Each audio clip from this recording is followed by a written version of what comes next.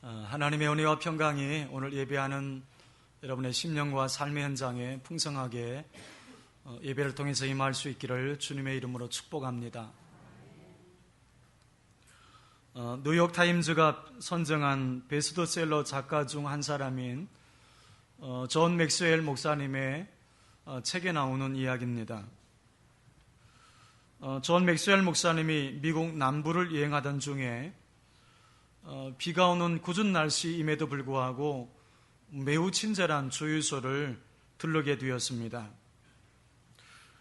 무척 인상적이었던 목사님은 도대체 이 주유소는 어떻게 이렇게 친절할까 궁금했습니다. 그러다가 주유소 입구에 붙어있던 한 글귀를 발견하고 그 이유를 알 수 있었던 겁니다. 어떤 내용이 붙어 있었냐면, 고객들이 우리 주유소를 다시 찾지 않는 이유, 1%는 사망, 3%는 이사, 5%는 다른 주유소와의 친분관계, 9%는 가격 경쟁력, 14%는 상품에 대한 불만족, 그러나 68%는 몇몇 종업원들의 손님들에 대한 무관심한 태도 때문. 주유소 입구에 글귀가 붙어 있는 거예요. 고객들이 우리 주유소를 다시 찾지 않는 이유. 다시 말해서 주유소를 한 번 방문한 이후에 다시 찾지 않는 이유 68%는 몇몇 종업원의 불친절하고 무성의한 태도 때문이었던 것입니다. 이것을 확인한 다음에 주유소 주인은 직원들에게 친절 훈련을 무척 힘써서 고객들을 감동시킬 수 있었던 겁니다. 저는 이 글을 읽으면서 이런 생각했습니다. 그렇다면 하나님의 고객이면서 우리 전도 대상자인 세상 사람들이 오늘날 그리스도인들에게 원하는 것이 뭘까? 사람들이 한번 교회에 왔다가 다시 찾지 않는 진짜 이유가 무엇일까? 생각해 보지 않을 수 없었습니다. 대다수는 아니지만 그리스도인들의 무성의하고 불성실한 태도와 행동이 그들 가운데 하나님 나라가 임하는 것을 방해하고 있다라고 하는 것입니다.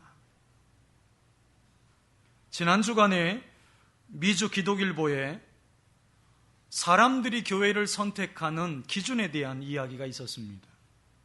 사람들이 어떤 기준으로 교회를 선택하는가? 첫 번째는 설교였습니다. 83%가 설교에 의해서 교회를 선택한다고 했습니다. 두 번째로 꼽은 것이 환영받고 있다는 느낌이었습니다. 그것이 79%나 되었습니다. 이 설교의 퍼센티지와 그렇게 많은 차이가 나질 않아요. 목사의 설교와 환영받고 있다는 느낌이 교회를 선택하는 가장 중요한 기준이라고 그들은 이야기했습니다. 세과적이 교회에 오면 자신이 이방인 취급을 받지 않고 교회로부터 사람들로부터 환영받고 있다는 느낌을 받아야 돼요. 그 느낌은 교회 성도들의 얼굴 표정과 태도에서 다 드러날 수 있죠. 무뚝뚝하고 얼굴은 화난 사람처럼 하고 있고 세가족을 봐도 인사를 안 합니다. 만약 여러분이 그런 교회 갔다면 어떻게 하시겠습니까? 교회가 그런 분위기라면 다시 오고 싶지 않을 것입니다. 주님께서는 우리가 기뻐하며 살기를 원하십니다. 행복한 인생이 되기를 원하십니다. 그 행복한 삶을 위한 비결로 화평케 하는 자의 복에 대해서 말씀하고 계신 거예요. 우리가 세상 사람들로부터 진정한 의미에서 하나님의 자녀라고 불리고 마지막 날 심판대 앞에 서서 주님의 기쁨이 되는 삶이 되려면 어떤 삶이 필요할까요? 바로 화평케 하는 자라고 말씀하고 계신 겁니다. 화평이라고 하는 뜻이 무엇일까요? 원어를 보면 여러분도 잘 아시는 히브리어로 샬롬입니다. 이 샬롬은 흔히 들어 알고 있는 말이긴 하지만 사실 신앙의 본질을 담고 있는 굉장히 핵심적인 단어예요. 완전한 복지, 번영, 행복, 균형과 조화, 그리고 바른 관계 등을 뜻합니다. 신약에서는 에이레네라는 단어를 써요. 오늘 말씀과 연결해 보면 이런 것입니다. 하나님께서는 우리가 완전한 복지 가운데 살기를 원하십니다. 하나님께서는 우리 인생이 번영하기를 원하고 계신다는 사실을 알 수 있습니다. 우리 이 땅을 살아가면서 균형과 조화를 이루는 삶, 그리고 바른 관계를 맺는 삶을 살기를 원하십니다. 또 그런 삶이 되어질 때에 행복한 인생이 될 수 있다는 겁니다. 또한 주님께서는 우리가 화평할 뿐만 아니라 화평케 하는 자의 삶을 살기를 원하신다는 겁니다. 그렇다면 우리가 행복하기 위해서, 또 하나님 주시는 복을 누리기 위해서 우리는 왜 화평케 하는 삶을 살 필요가 있을까요? 첫째는 화평은 모든 사람이 다 갈구하고 필요로 하며 요구하는 것이기 때문입니다. 성경의 평화, 평강, 화평, 이 다양한 의미로 사용된 이 샬롬이라고 하는 이 단어는 무려 400번 정도 쓰였어요. 어쩌면 성경 전체에 걸쳐 중간중간 핵심 단어가 샬롬이라고 볼 수도 있습니다. 어떤 조사에서 당신의 인생을 살아가면서 행복한 인생이 무엇이고 그 행복을 위해서 무엇이 필요한가를 물었습니다. 그랬더니 한결같이 평강, 화평이라고 대답을 했습니다. 조슈아 리버맨이 쓴 피스 오브 마인드라고 하는 마음의 평화라고 하는 책 속에 이런 대화가 나옵니다. 인생을 꽤 오래 산 어떤 분이 젊은이에게 이런 질문을 던집니다. 이 땅을 살아가며 행복하게 살기 위해서 무엇이 필요한가? 행복하게 살기 위해서 무엇이 필요한가 질문을 던져요. 이 질문에 곰곰이 생각하던 젊은이가 자신의 인생을 아름답게 살기 위해서는 가장 먼저 건강이 필요하다고 답을 합니다. 건강이 없으면 인생의 90%를 잃어버린다고 하는데 건강이 가장 중요한 것 같다고 이야기를 했어요. 그 다음에는 사랑이라고 대답을 했습니다. 사랑이 없는 세상은 지옥과 마찬가지고 내가 사랑할 수 있는 사람이 있고 나를 사랑해주는 사람이 있다고 했을 때 행복을 느낄 수 있기 때문이라고 대답을 했습니다. 또 세 번째로 꼽은 것이 재물이 있어야 된다고 대답을 했습니다. 돈이 있어야 자기가 하고 싶은 대로 할 수 있기 때문이라고 대답을 했습니다. 그렇게 젊은이는 외모의 아름다움, 재능, 적절한 권력 등을 이야기했습니다. 그때 노련한 이 신앙인이 지혜로운 충고를 합니다.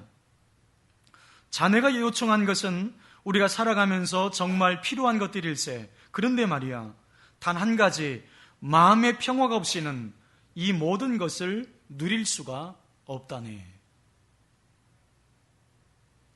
아마도 우리 모두가 동의할 것입니다. 마음의 평강과 평화는 우리에게 있어도 되고 없어도 되는 것들이 아니에요. 아무리 많은 것을 소유하고 있어도, 사랑을 가지고 있어도 마음속에 진정한 평강이 없다면 인생을 살아갈 힘을 잃습니다. 인생의 의미를 잃어버리게 됩니다. 아마 교회에 나오는 분들 중에 마음의 평안을 위해서 나오는 분들이 적지 않을 것입니다. 우리가 여행을 가고 때론 조용하게 쉴 수 있는 공간을 찾는 이유 중에 하나도 아마 마음의 평강을 위해서일 거예요. 사람들은 마음의 평강을 얻기 위해서 지금도 동분서주하고 있는지도 모릅니다. 한 번쯤 제목만이라도 들어본 적이 있을 텐데 뇌내혁명이라고 하는 책이 있습니다. 이 책을 지은 하루야마 시게오는 우리가 장수하기 위해서 어떤 것이 필요한지에 대한 이야기를 해요. 지은이는 건강을 위해서는 몇 가지 원칙을 지켜야 될 것을 이야기합니다. 피곤하지 말고 식욕을 잘 관리하고 적절히 잠을 자고 화내지 말고 지속적으로 두뇌 활동을 하고 운동을 해야 된다. 이런 원칙들을 이야기합니다. 그런데 최종적으로 내린 결론은 더 중요한 것이 있다는 것입니다. 그것은 마음의 평화가 없이는 장수할 수 없다는 거예요. 이 땅을 살아가면서 인생을 행복하게 살 수 있는 가장 중요한 요소는 평강이라는 것입니다. 마음의 평안입니다. 내가 살아가는 생활 주위에 평강이 없으면 진정한 행복을 느낄 수가 없어요. 그런데도 불행히도 오늘 우리가 살아가는 삶 속에 평강을 찾고 있고 평안을 찾고 있지만 이것을 발견할 수가 없다는 것입니다. 어디서 이 평화를 찾아야 될지 사람들은 궁금해하고 있다는 것입니다. 사람들은 평화를 얻기 위해서 역사 일에 줄기차게 노력해왔지만 발견하지 못했어요. 이 땅에서 평화를 추구하고 평화를 위해서 애써온 사람에게 주는 노벨 평화상은 있지만 이 땅에 평화가 있을까요? 여러분의 삶 속에 정말 평강이 있습니까? 여러분의 가정과 살아가시는 삶의 현장에 정말 평강과 화평함이 있습니까? 어디서 찾을 수 있을까요? 안락함에서 찾을 수 있을까요? 럭셔리한 집에서 아니면 손주의 재롱에서 찾겠습니까? 아니면 여행에서 찾겠습니까? 잠시 잠깐 지나가는 일들일 뿐, 잠시 한순간의 평강일 뿐이에요. 여러분, 성경은 하나님과의 관계가 깨어지면서 우리의 모든 평강을 잃어버렸다고 말씀한다는 겁니다. 하나님과의 관계가 깨어진 것을 성경은 죄라고 말해요. 관계가 깨어진 상태를 성경은 사망이라고 말씀을 합니다. 하나님과의 관계가 깨어지면서 우리는 하나님과의 관계만 깨어진 것이 아닙니다. 많은 것들이 동시에 깨어졌어요. 먼저 자기 자신과의 관계가 깨어졌어요. 우리 자신과의 관계가 깨어졌다라고 하는 것은 내가 나를 용납하지 못하고 내가 나를 받아들이지 못하는 거예요. 내가 내 일에 대해서 받아들이지 못하고 내게 일어난 사건을 감당하지 못하니까 두려움이 생기고 죄책감이 찾아와요.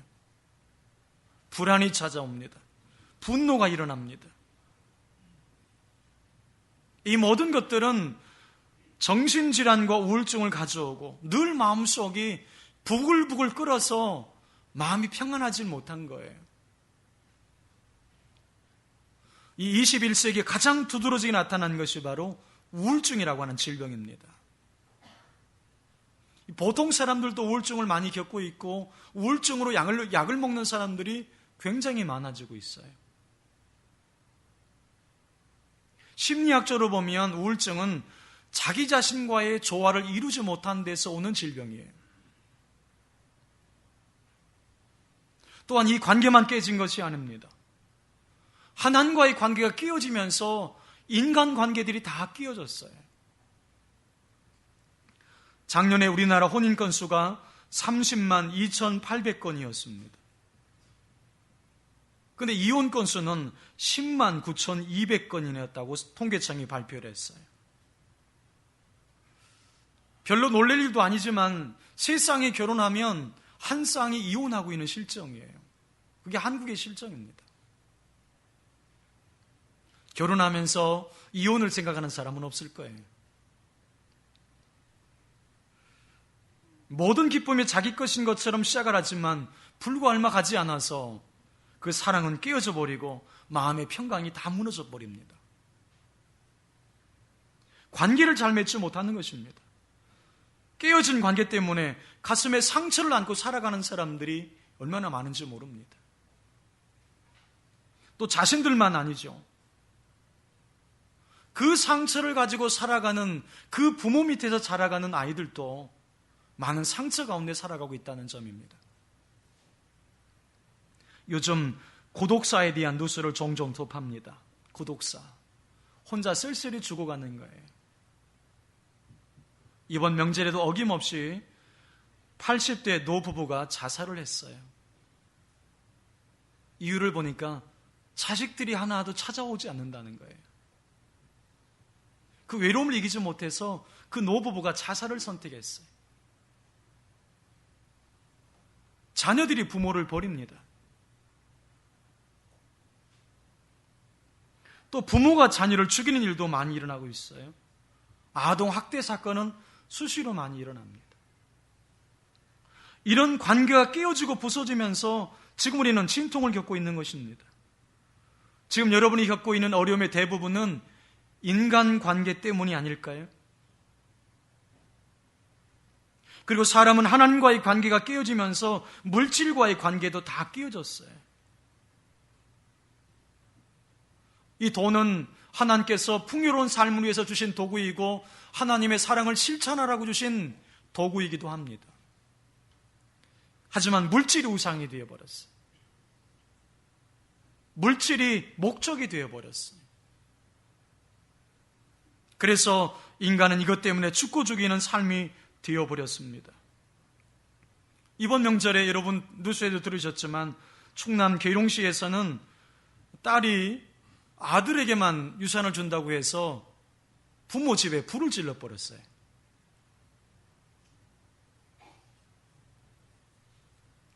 사람들이 물질의 노예가 되어버렸고 물질이 시키는 대로 살아가고 있는 거예요.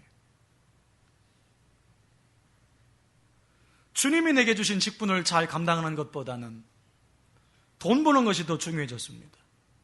돈이 우선시 되고 있어요. 교회 다니고 직분도 있지만 돈을 믿고 살고 있습니다.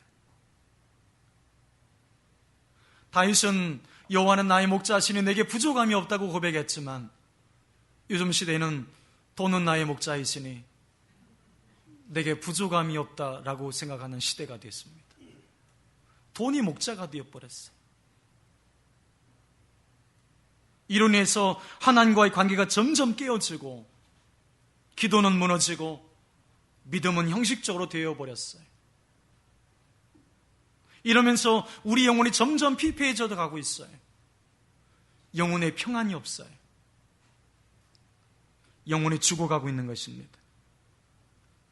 이렇게 인간은 죄로 말미암아 하나님과의 관계가 깨어지면서 그로 인해서 수많은 관계들이 다 깨어져 나가버렸어요. 인간은 평화를 원합니다. 그러나 평화를 어디서 찾아야 될지 알지 못하는 인간은 계속해서 방황하고 있는 것이죠. 심지어는 헛된 곳에서 평화를 찾고자 합니다. 술에서 찾고자 하고 도박에서 찾고자 하고 성에서 찾고자 하고 심지어는 마약에 손을 대기도 합니다. 허전한 마음을 TV에서 달래보려고 하고 여행에서 채워보려고 합니다. 배우자 외에 딴 남자를 만나보기도 하고 딴 여자를 만나보기도 합니다. 그놈이 그놈인데 평안이 없는 거예요. 로마서 5장 10절에 보면 우리와 하나님은 원수가 되었다고 말씀을 합니다. 인간은 하나님을 떠남으로 하나님과 원수가 되어 하나님과의 모든 관계가 깨어져 있는 거예요. 원수가 되면서 하나님으로부터 오던 모든 공급이 다 끊어져 버린 거예요. 그렇기 때문에 인간이 평화를 찾기 위해서 아무리 찾아 헤매도 인간에게서는 이 세상의 어떤 것에서는 평안이 올 수 없어요. 하나님과 깨어진 그 인생은 영원히 멸망할 수밖에 없는 운명을 가지고 살아가고 있습니다. 하나님께서 이런 인생을 불쌍히 여기셔서 하나님과의 관계가 회복될 수 있는 길을 열어놓으셨어요. 자기 아들 독생자 예수님을 보내셔서 죄로 말미암아 대가를 치르게 하셨고 그 보혈의 공로로 하나님과 화목할 수 있는 길을 열어놓으셨습니다. 주님께서 열어놓으신 하나님과 화목하는 그 길, 이것이 하나님께서 허락하신 화평에 이르는 길을 라고 말씀을 합니다. 로마서 5장 1절에 보면 그러므로 우리가 믿음으로 의롭다 하심을 얻었은즉 우리 주 예수 그리스도로 말미암아 하나님과 더불어 화평을 누리자 하셨습니다. 이제는 주님 안에서 화평하게 되었습니다. 예수 그리스도를 나의 구주로 영접합니다. 예수님이 나의 죄를 위해서 십자가에 못 박혀 죽으시고 부활하시고 다시 승천하시고 재림하실 이 모든 일이 나의 구원을 위한 일임을 인정하고 고백하고 믿을 때에 하나님과 회복되는 은혜를 누립니다. 하나님과 화목하게 되는 것입니다. 믿음으로 구원을 받습니다. 구원을 받았다라고 하는 것은 하나님과의 관계가 회복되었다는 것을 말하는 거예요. 이렇게 하나님과의 관계가 회복되면 어떻게 될까요? 하나님과 화평하게 될 때에 우리는 나 자신을 있는 모습 그대로 받아들이게 돼요. 하나님과 화목하게 될 때에 이웃과의 관계 속에서 평강의 관계를 맺어갈 수 있는 은혜와 능력을 공급받게 돼요. 하나님과 화목하게 될 때에 물질을 하나님의 영광과 그분의 뜻을 위해서 쓸 수 있는 지혜와 은혜를 받게 돼요. 에베소 2장 4절에 보면 그는 우리의 화평이라 했습니다. 주님은 우리의 화평이십니다. 우리는 예수로 말미암아 화평함을 누리게 되는 줄로 믿습니다. 사랑하시는 여러분, 우리가 화평케 하는 삶을 왜 살아야 될까요? 그것은 모든 사람이 이 화평을 찾아서 갈구하고 부르짖고 있기 때문입니다. 여러분, 교회가 부흥하려면 두 가지가 필요합니다. 첫째는 성도들이 교회를 자랑할 수 있어야 합니다. 자기가 자랑하지 않는 교회는 부흥할 수 없어요. 또 하나는 교회가 이웃에게 인정을 받아야 합니다. 인정받지 못하는 교회가 부흥하는 것은 없습니다. 여러분, 성도들이 교회를 자랑할 수 있고 우리 교회 주변에서 이웃들이 우리 교회를 칭찬하고 인정할 수 있는 교회, 여러분, 이 두 가지 모습을 함축해 놓은 것이 무엇일까요? 이 두 가지 모습을 합쳐놓으면 이런 것입니다. 사도행전 9장에 보면 교회가 평안하여 든든히 서가고라는 말씀이 나와요. 여러분, 평안한 교회입니다. 여러분, 가정이든 직장이든 교회든 평안해야 든든히 서가는 겁니다. 하나님과 화목해진 우리가 먼저 화평케 하는 삶을 살아갈 때에 우리를 통해서 우리와 만나는 사람들이 참된 화평을 누리게 될 것입니다. 둘째, 우리가 왜 화평케 하는 삶을 살아야 될까요? 그것은 성숙한 그리스도인이 갖는 삶의 모습이기 때문입니다. 본문 9절 말씀을 같이 읽어봅니다. 9절입니다. 시작. 화평하게 하는 자는 복이 있나니 그들이 하나님의 아들이라 일컬음을 받을 것이며. 여러분, 이 말씀을 역으로 생각해 보면 믿지 않는 사람들이 저 사람이 진짜 성도인지 아닌지를 볼 수 있는 가장 중요한 증거는 화평하게 할 때라는 겁니다. 화평의 삶이 있을 때 세상 사람들이 볼 때도 저 사람은 진짜 하나님의 자녀라고 인정해 준다는 거예요. 우리가 신앙이 좋다고 말합니다만 신앙이 좋은지 안 좋은지는 잘 몰라요. 나는 좋은 아빠라고 이야기하지만 상담해 보면 아내와 자녀들은 다르게 얘기해요. 근데 아빠만 모르는 거예요.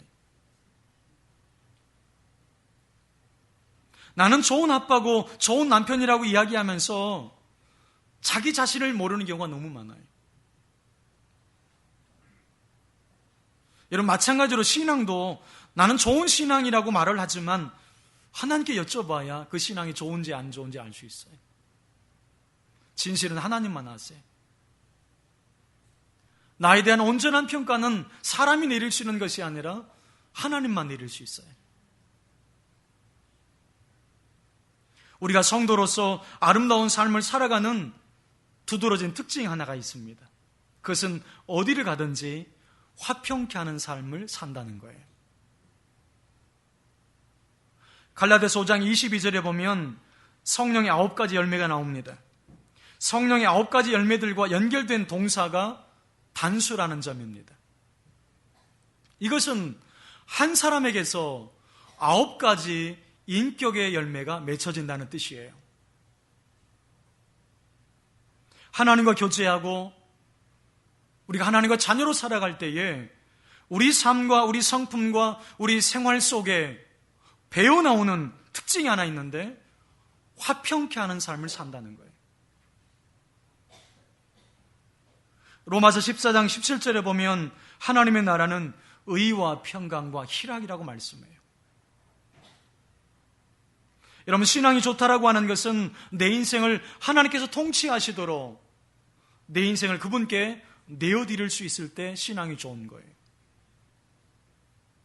여러분, 내 인생을 하나님 앞에 내어드릴 때, 그래서 내 삶 속에 하나님 나라가 임하면 내 인생 가운데 하나님의 의와 하나님의 평강과 하나님의 희락이 내 인생 가운데 나타나게 되어 있습니다. 그렇다면 어떤 결론을 내릴 수 있을까요? 신앙이 좋다. 하나님과 아름다운 교제를 하고 있다. 하나님의 자녀다. 라는 표시와 증거는 내 삶 속에 나타날 수밖에 없다는 거예요. 관계 속에서 화평케 하는 일들이 나타난다는 것입니다. 직분이 아무리 오래되었고 신앙생활 오래 했다 할지라도 그 사람의 삶 속에 화평케 하는 일이 없다면 내용적으로 보면 그 사람은 신앙이 안 좋은 거예요.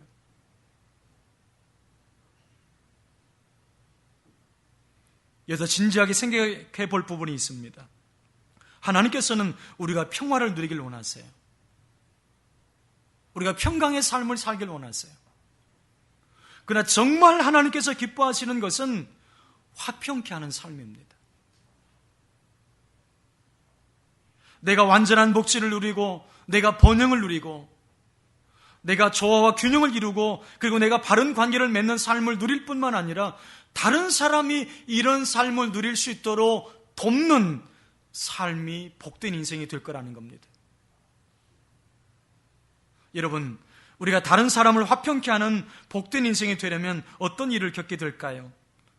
내가 다른 사람이 복음을 받아들이고 성장하도록 돕습니다. 내가 다른 사람들이 화평을 누리도록 돕습니다. 그럴 때에 내 삶 가운데는 고난과 어려움이 따를 수 있다는 거죠. 내 물질이 손해볼 수도 있습니다. 시간이 깨질 수도 있습니다. 심지어는 내 자존심이 짓밟힐 수도 있습니다. 그럼에도 불구하고 그들이 하나님과 화평한 사람이 될 수 있도록, 이웃과 화평한 사람이 될 수 있도록 그들을 위해서 하나님께 자기 것을 드리는 사람, 자기 시간을 드릴 수 있는 사람, 자기 몸을 드릴 수 있는 사람, 그 사람이 정말로 복 있는 사람입니다. 정말 주님께서 원하시는 축복의 사람이라는 것입니다. 이것을 영어 성경에서는 피스메이커라고 했습니다. 어디를 가든지 평안을 만드는 사람, 화평케 하는 사람을 말하는 것입니다. 우리 주변에도 이런 사람들이 종종 있어요. 어떤 사람이 나타나기만 하면 분란이 일어나요. 어떤 사람이 나타나기만 하면 잘 되던 일도 삐딱하게 돼요. 문제일을 일으키는 거예요. 그런데 어떤 사람이 나타나기만 하면 고난과 갈등이 잠잠해져요. 잘못된 일이 바로 잡아져요. 그리고 모두가 좋아하는 평강이 그 속에 임해요. 여러분, 우리 가정, 우리 직장에서 피스메이커로 살아간다는 것이 얼마나 귀한 삶입니까? 본문 구절을 NLT 영어 버전에 보면 하나님께서 평화를 위해서 일하는 사람에게 복을 주신다, 그렇게 번역을 했어요.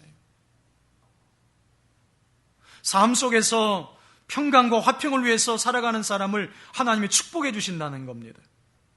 사랑하시는 여러분, 오늘 여러분의 삶이 어떻습니까? 먼저 여러분의 가정 속에서 피스메이커로 살아가고 계십니까? 혹시 내가 살아있으므로 가정의 트러블 메이커가 되고 있는 것은 아닙니까? 계속 문제와 어려움만 일으키는, 아내는 당신만 없으면 우리 가정이 행복할 것이라고 말하고, 남편은 아내에게 당신만 좀 조용히 하면 우리 가정이 괜찮을 것이라고 말하고 있지 않습니까? 우리 자녀들은 엄마 아빠만 싸우지 않으면 우리는 부족한 것이 없을 것이라고 말하고 있지 않습니까? 이런 이야기를 듣습니까? 아니면 진정으로 당신 때문에 우리 가정이 평안해졌다고, 정말 당신 때문에 우리 직장이 달라졌고 교회가 달라졌고 부서가 달라졌다는 이야기를 듣습니까? 사랑하시는 여러분, 오늘 우리가 살아가는 삶 속에서 평화의 삶을 위해서 살아간다는 것이 쉬운 일이 아닙니다. 화평케 하는 삶을 이루기 위해서는 여러 가지 희생의 대가가 필요합니다. 얼마 전 설교를 듣는데 이런 이야기를 듣게 됐습니다. 지구촌교회 이동훈 목사님에 대한 이야기였습니다.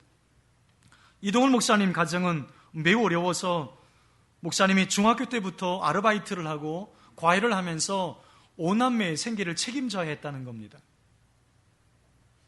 가족 간의 싸움도 다툼도 계속 빈번하게 일어났다는 것입니다. 근데 목사님이 결혼한 이후에 얼마쯤 지난 다음에 우연히 이동훈 목사님의 어머님이 자기 친구분들에게 하는 이야기를 듣게 됐습니다. 어머님이 친구분들에게 뭐라고 말하냐면, 우리 며느리가 들어오고부터 집안이 달라졌다고, 저 아이가 복덩이라고 우리 집안의 진정한 웃음이 회복되었다고 어머니가 그렇게 이야기를 하더라는 거예요. 그 이야기를 듣는 순간 목사님은 가정을 향한 모든 피로가 순식간에 다 사라졌다고 이야기하셨어요. 여러분, 그 사모님은 그런 집안에 들어가서 얼마나 힘들고 어려웠을까요? 그러나 눈물로 기도하면서 화평을 이루는 삶을 살아가셨습니다. 분명 때론 힘들고 지치셨을 것입니다. 그러나 그분의 삶을 통해서 가정이 살아났고, 그래도 한국에서 정말 아름다운 목회 사역을 감당하는 목사님의 축복된 가정이 된 것을 보게 됩니다. 살다 보면 가정 안에 힘든 일이 참 많습니다. 내 인생에 어째 저런 사람을 만났을까?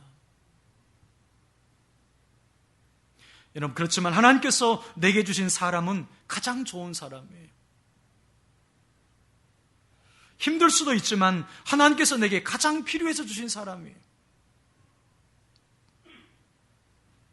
가정 안에 어려움이 많지만, 그러나 나로 인해서 내 자녀들과 가족들이, 나로 인해서 내 직장이, 내 교회가 하나님의 영광을 드러내는 평강의 삶을 살 수 있다면, 그런 삶을 선택해서 사는 그 사람을 향해서 세상 사람들은 이렇게 말한다는 것입니다. 당신은 세상에 속한 사람이 아닙니다.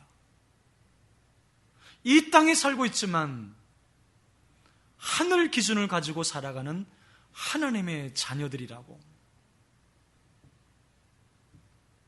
그렇게 세상 사람들에게 인정받을 수 있다면 그게 전도 아닐까요? 여러분, 내 삶이 하나님 앞에 주변 이웃들에게 인정받지 못하는데 전도될 수 없어요. 내 배우자가, 내 자녀들이 혹시 교회에 나오지 않고 있다면 혹시 내게 문제가 있는 것은 아닐까요? 여러분, 이런 이야기 들어보셨습니까? 여러분의 남편이 여러분에게, 당신을 보면 당신은 정말 하나님이 보내주신 사람이야, 하나님의 사람이야. 또 남편을 보면서 아내가, 당신은 하나님이 보내주신 사람 같다고.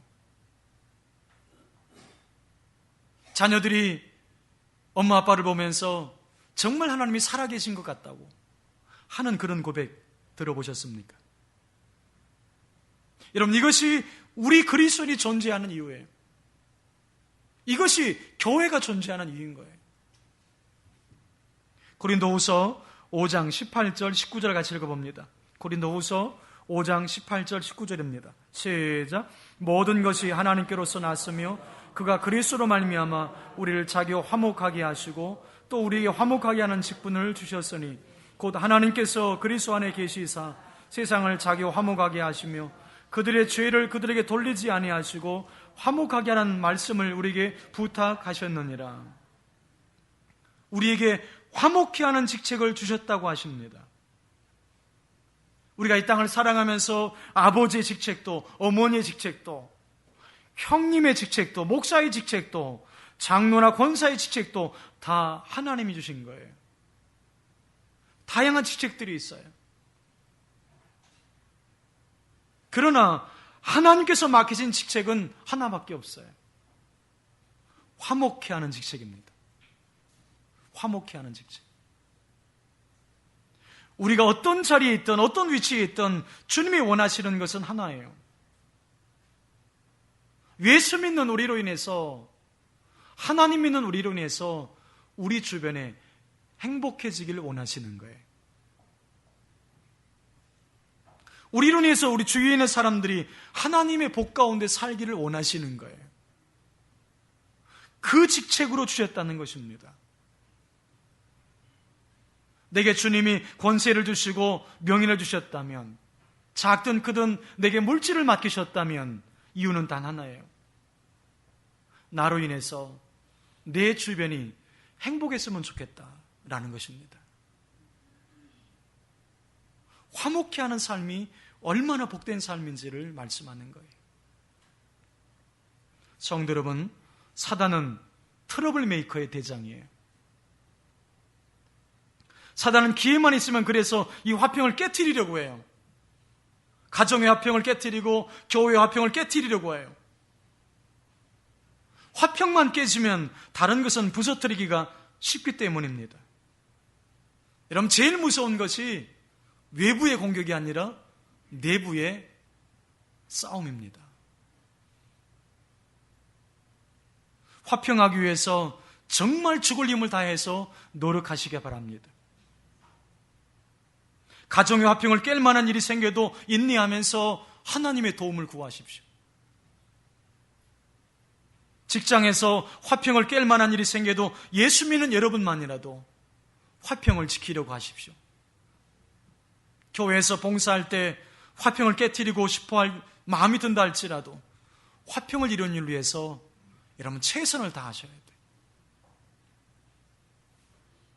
화평케 하는 자의 삶을 살기 위해서 최선을 다하셔야 됩니다. 하나님 그 사람을 복되게 하시는 거예요. 말씀을 맺어보겠습니다. 전쟁에서 가장 어려움을 겪는 사람들은 아마 어린 아이들일 거예요. 2차 대전 직후에 한 미군 병사가 진주로 돌아가기 위해서 아침 일찍 지프를 몰고 가고 있었습니다. 근데 빵집 앞에 서서 코를 디밀고 빵집 안을 정말 뚫어지게 쳐다보는 한 어린 소년이 있었습니다. 그냥 지나치려고 하는데 마음이 자꾸 걸렸어요. 다시 돌아와서 빵집을 쳐다보니까 유리 안쪽에서 요리사가 빵을 반죽하고 만들고 있었고 막 구워낸 빵에서는 김이 모락모락 올라오고 있었습니다. 그 꼬마에게 빵을 정말 먹고 싶냐고 물었습니다. 대답은 잘 안 했지만 얼굴 표정이 먹고 싶은 표정이었습니다. 그래서 그 병사는 도넛 12개를 사서 봉지에 담아서 그 아이에게 주었습니다. 그리고 돌아서려고 하는데 뭔가 자기를 잡아당기는 느낌이 들었습니다. 보니까 그 아이가 자기 코트자락을 붙잡고 이렇게 말하는 것이었습니다. 혹시 아저씨가 하나님이 아니시냐고. 혹시 아저씨가 하나님이 아니시냐고.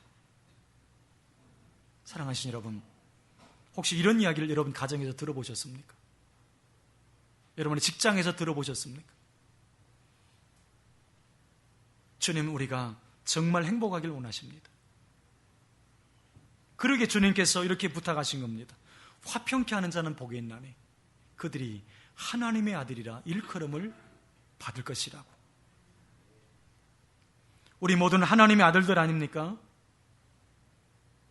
근데 내가 인정하는 것이 아니라 세상 사람들이 정말 당신은 하나님의 자녀라고, 하나님의 아들들이라고, 나와 가장 가까이 지내는 가족들이 나를 보면서 당신은 하나님의 아들이라고 하는 그런 이야기를 듣는 거룩한 소망이 품어지지 않으십니까? 정말 하나님이 보실 때에 복이 있는 사람, 우리를 통해서 이 시대가 풍요로워졌고 이 지역이 달라졌고 우리 교회가 달라졌고 우리 부서가 달라졌고 나와 더불어 만나는 사람들이 달라졌노라고 고백하는 그런 삶이 있는 저와 여러분의 삶이 될 수 있기를 주님의 이름으로 축복합니다. 함께 기도하면 좋겠습니다.